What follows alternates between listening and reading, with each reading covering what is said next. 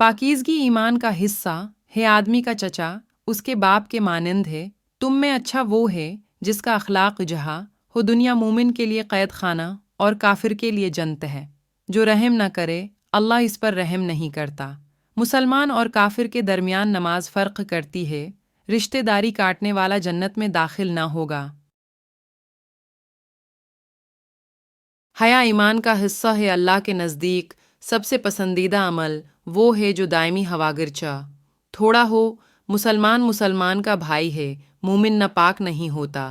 جب تم حیا نہ کرو تو جو چاہے کرو، کسی پر ظلم قیامت کے دن اندھیروں کا سبب ہوگا، ٹخنوں کے نیچے جتنا کپڑا ہوگا اتنی جگہ جہنم میں جائے گی۔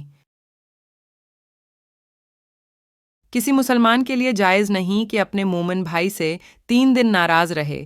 تم میں سب سے بہتر وہ ہے جو قرآن پڑھتا ہے اور پڑھاتا ہے۔